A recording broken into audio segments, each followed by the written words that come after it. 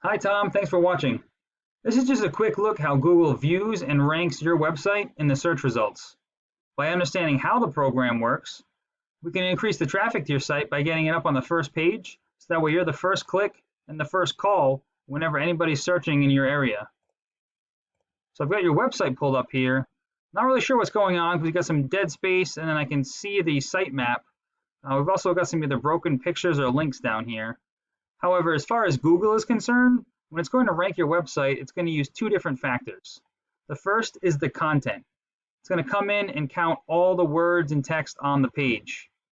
It's looking for about 1,000 to 1,500 words per page because it assumes that the more information you have, the more of an expert you are in your field.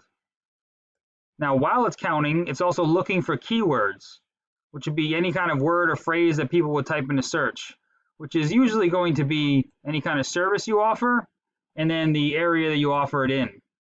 Now, this is where the number of words on the page really comes into play because you're only allowed to have one keyword for every 100 to 150 words of text on the page.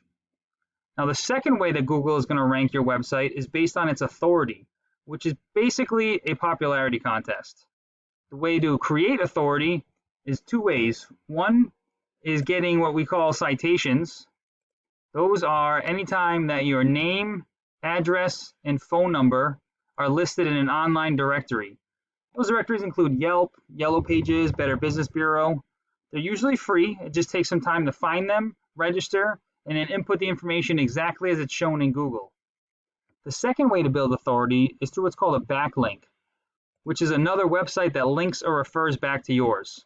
It basically acts as an endorsement that Google uses to build trust because others are vouching for you. It's kind of like a customer review. If you had 1,000 five-star reviews, a new customer would think pretty highly of your business.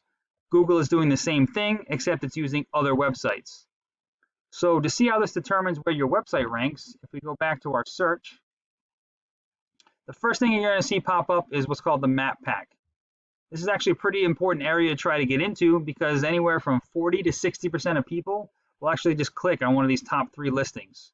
It's free to be listed in here. You just need to fill out your Google business profile. Now be sure that's actually inside of your Maps app, so you can do it right from a smartphone.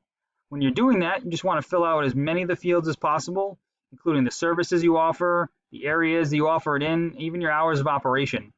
Then you want to continuously add photos that are geotagged within your service area, upload those and some posts to your Google profile. You want to have customers leave reviews for you, and then try to get as many of those citations, the name, address, and phone numbers, in more directories than any of these other companies. Then underneath that is what we call the organic search results.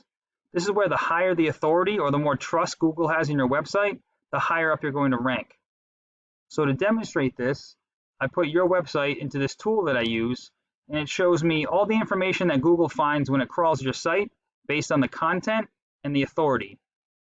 Just to define these terms, if the local, let's say, newspaper did an article on their website about the top 10 flooring companies in Massachusetts, and they had a write-up on your business, and the reader could click a link and it would bring them back to your website, that would be considered one referring domain or one referring website. So if we take a look over here at the competition, put them into the same site, we can see what they have for authority and being found for keywords.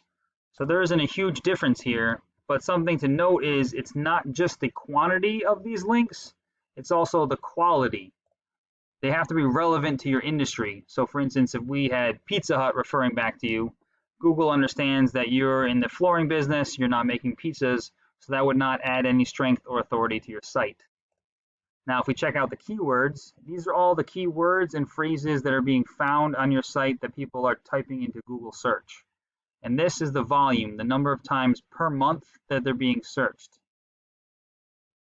So what we would do here is as much research as possible to find all the highest volume keywords that are being searched in your area and relative to your business, and then make sure that we're including those on your page. So for instance, hardwood floors Boston is being searched 250 times a month. Right now, you're in the 30th position, which means you're on the 3rd or 4th page. Unfortunately, nobody's really going to find you down there. But if you're on the first page, 250 people would see your website when they search. let's be really conservative here and say only 10% of those actually click into your site. So we've got 25 new contacts every month. Then if we're even more conservative and say only 20% of those actually convert into customers, you've got 5 new customers every month just off one keyword. So then we would repeat that for all the high volume keywords that we can find in your area. So that way all those customers are viewing and clicking you, and that's adding to the revenue in your bottom line.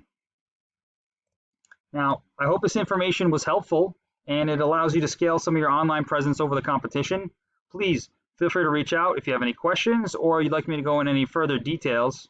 We could also talk about your goals, and I can do some research to find out what it would take for you to reach those. And I always do love getting feedback as well to find out if information like this is useful for you. So please do let me know your thoughts. Thank you, and I look forward to speaking with you.